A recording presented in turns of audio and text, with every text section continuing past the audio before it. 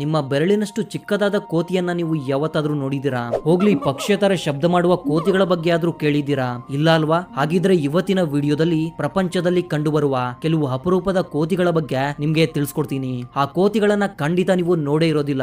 ಈ ಕೋತಿಗಳನ್ನ ಡೈರೆಕ್ಟ್ ಆಗಿ ನೋಡ್ಬೇಕು ಅಂದ್ರೆ ನೀವು ಅದೃಷ್ಟ ಮಾಡಿರ್ಬೇಕು ಗುರು. ಯಾಕಂದ್ರೆ ನಮ್ಮ ದೇಶದಲ್ಲಿ ಈ ಕೋತಿಗಳು ಕಾಣಿಸೋದಿಲ್ಲ.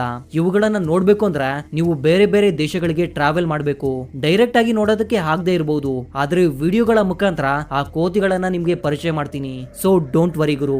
ಅದಕ್ಕೂ ಮೊದಲು ನೀವು ನಮ್ಮ ಚಾನಲ್ಗೆ ಫಸ್ಟ್ ಟೈಮ್ ಬಂದಿದ್ರೆ ಕೆಳಗಡೆ ಕಾಣುವ ಸಬ್ಸ್ಕ್ರೈಬ್ ಬಟನ್ ಅನ್ನು ಒತ್ತಿ ಪಕ್ಕದಲ್ಲೇ ಬರುವ ಬೆಲ್ ಐಕನ್ ಆನ್ ಮಾಡೋದ್ರ ಮೂಲಕ ಫ್ರೀ ಆಗಿ ನಮ್ಮ ಚಾನಲ್ ನ ಮೆಂಬರ್ ಆಗಬಹುದು. ಇನ್ನು ತಡ ಮಾಡುವುದು ಬೇಡ ಗುರು, ಬನ್ನಿ ನಮ್ಮ ವಿಡಿಯೋವನ್ನ ಶುರು ಮಾಡೋಣ.